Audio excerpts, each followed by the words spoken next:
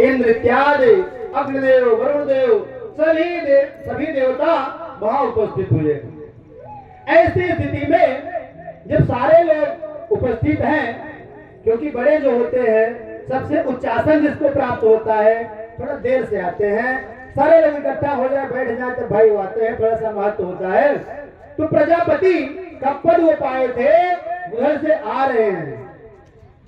कुछ लोग जो गर्वीले घमंड से युक्त होने वाले व्यक्ति होते हैं वो देखते हैं कि मेरे सम्मान में कौन कौन खड़ा हुआ, कौन कौन नहीं खड़ा हुआ। महाराज अगर नहीं खड़ा हुआ तो आपका क्या गया? अरे खड़ा हो गया, सम्मान देगा तो अपना बढ़ाएगा ना। लेकिन नहीं, आज दक्ष को ये देखना था कि मेरे स्वागत समारोह में कौन कौन लोग खड़े होकर के मेरा आदर सत्कार करते हैं। सभी लोग खड़े हो गए, परंतु ब्रह्मा विष्णु महेश तीनों नहीं खड़े हुए। रही बात ब्रह्मदेव की, कोई बात नहीं, देख रहा है वो तिरछी निगाहों से सारे लोगों को आकर के अपने आसन पर विराजमान हो गया। ब्रह्मदेव को तो कुछ नहीं कहा, भगवान विष्णु को भी कुछ नहीं कहा, लेकिन शंकर भगवान को देख करके उसे बड़ा ही क्रोध आया। क्यों? क्योंकि ये तो मेरे रिश्तेदार हैं। ऐसे घमंडी व्यक्ति को मैंने अपनी पुत्री का ब्याह कर दिया, इसलिए उनको क्रोध आया कि ऐसे घमंडी व्यक्ति के साथ मैंने अपने पुत्री का विवाह किया। ये तो बड़ा ही कुत्सित विचारों वाला है, ये अच्छे समाज में रहता तब तो अच्छी बातें जानता। ये योगी बैरागी ये मेरा सम्मान करना क्या जानेगा? यदि सम्मानित जनों के लोगों में बैठता तब तो इसे सम्मान करने का सहूर होता, ज्ञान होता, विवेक होता। आज उसको पद मिल गया है, पद की गर्मी ही ऐसी कुछ होती है। नहीं को ऐसे जनमा जग माए,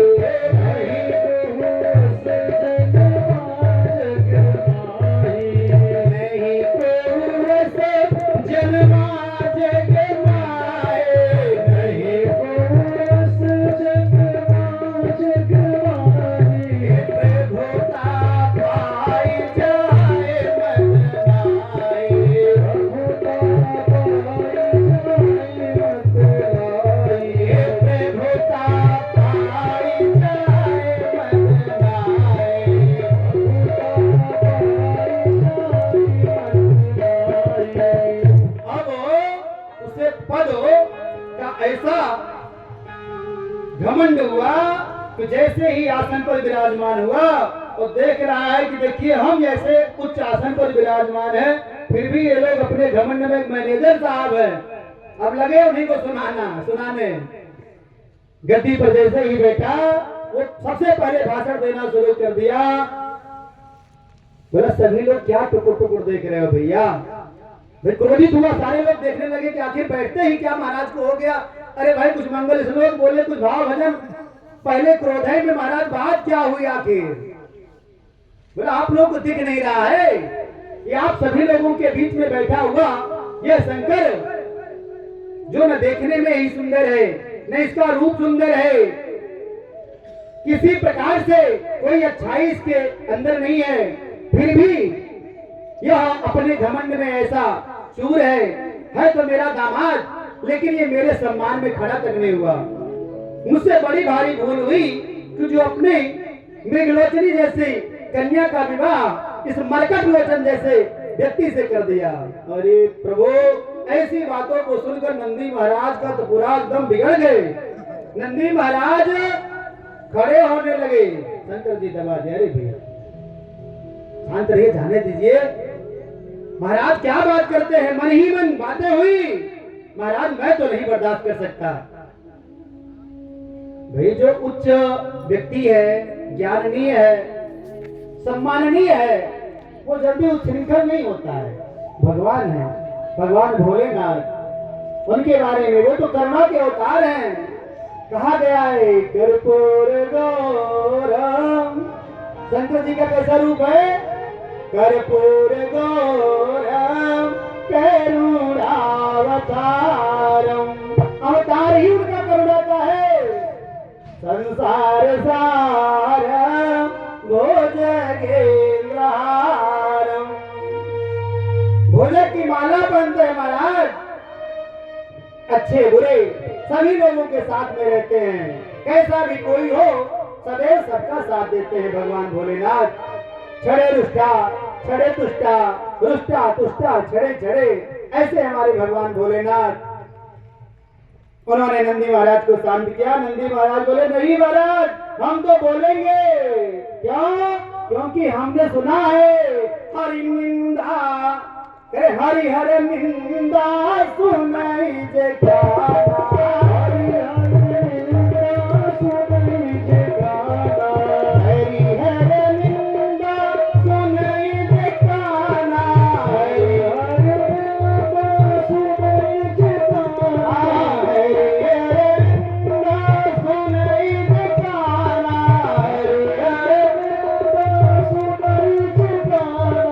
कोई पाप को घात समाना, कोई पाप को घात समाना, कोई पाप को घात समाना, कोई पाप को घात समाना। हरि लाल के। परंतु सूर्य की आज्ञा न होने की वजह से नंदी महाराज शांत बैठ गए।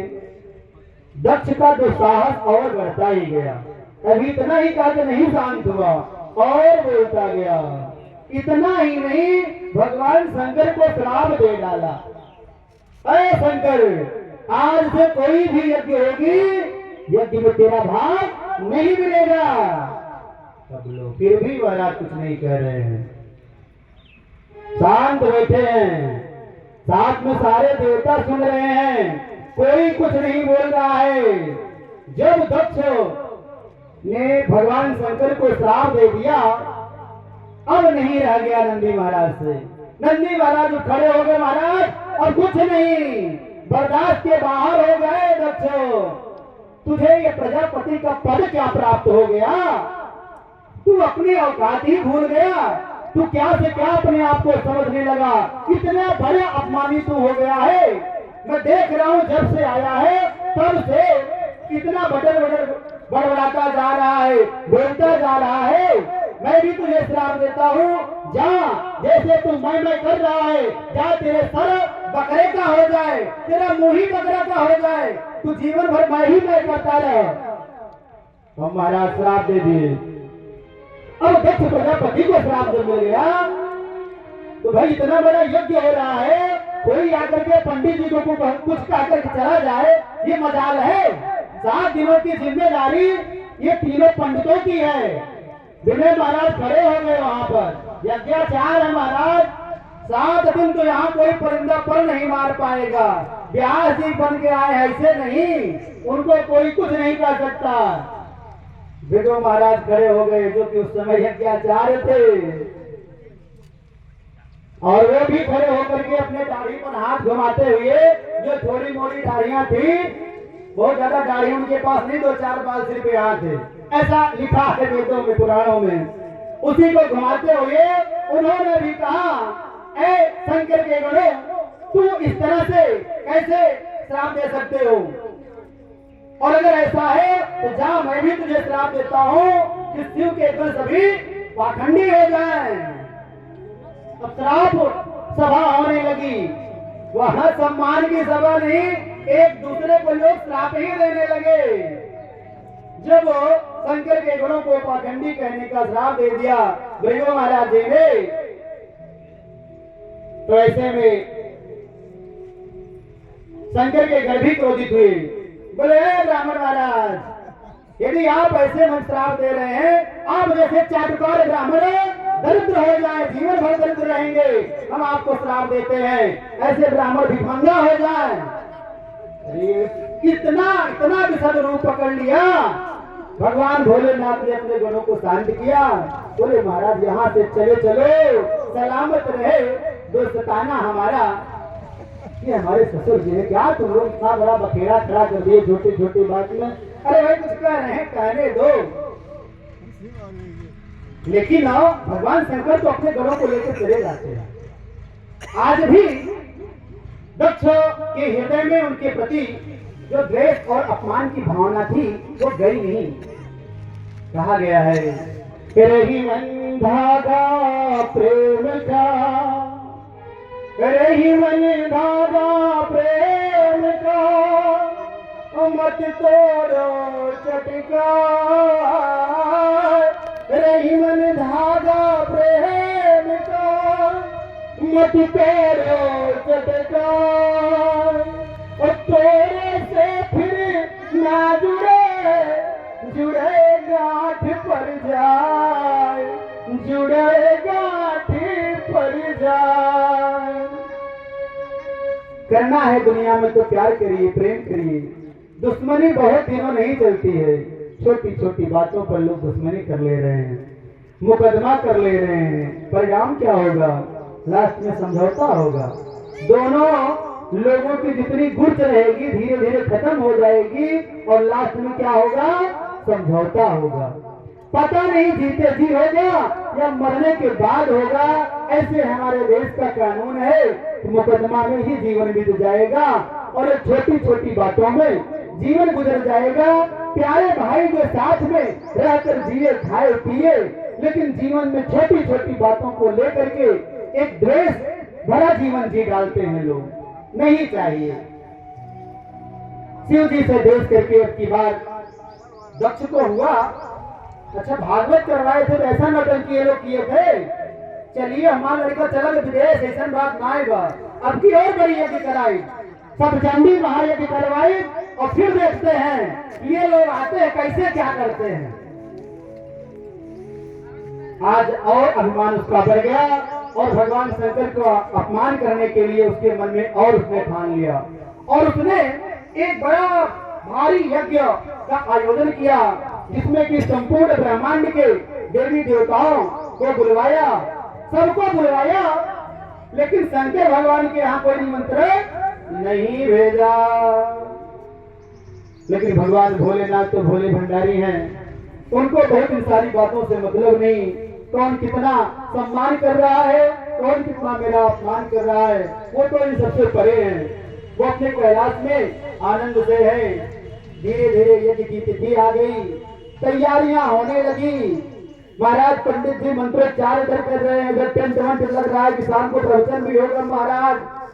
धीरे धीरे उधर से सब लोग अपने अपने नात बात रिश्तेदार बहन बेटियां जो थी तैयारियां करके आ रही हैं, देवी देवता सभी लोग।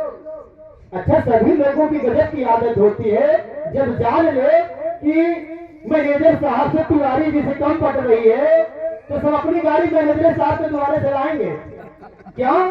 क्योंकि भाई बहुत पहले से अच्छा संबंध है, लेकिन निमंत्रण नहीं गया मैनेजर साहब के यहाँ दिखाने के लिए। कहा हो तोरे मित्र की है आज, अच्छा ठीक है कोई बात नहीं। तो आज इसी प्रकार से सभी देवी देवता अपने विमान को कहां से ले जा रहे हैं? कैलाश पर्वत के ऊपर से निकाल रहे हैं। सभी लोग, सभी देवियां जा रही हैं, सभी देवता जा रहे हैं, तो ही भगवान भोले भगवान के ऊपर से ही राज कर रहे हैं। भगवान भोलेनाथ को तो कोई फर्क नहीं पड़ रहा है, लेकिन मैया का दिल नहीं मान रहा है। माँ भगवती का दिल बेचैन हो रहा है। मायके में कुछ भी होता है तो बहन बेटियों का हृदय जहां भी रहती हैं, क्योंकि रक्त का संबंध होता है, उनको पहले से एहसास हो जाता है, आभास हो जाता है। इनकी चर्चा जब भी आती है आंखों में आंसू आ जाते हैं। भगवान ने गजब का एक मानव शरीर दिया जिसमें कि माँ पत्नी बहन बेटियों का एक दर्जा है। ये सदैव वंदनीय है, सदैव आदरणीय है। माताएं बहनें बेटियां, आज मैया का जी बहुत ही बेचैन सुबह से ही था, लेकिन भगवान भोलेनाथ को कोई फर्क नहीं, अपने मस्ती में मस्त हैं। भगवान भोलेनाथ तो सदैव अपने प्रभु के चरणों में आनंदित रहते हैं। आइए हम सब लोग भी थोड़ा सा भगवान के चरणों में चलते हैं, फिर कथा को आगे ले चलते हैं। भगवान भोलेनाथ कहते हैं जग में सुंदर है दोना, जग में सुंदर है दोना, चाहे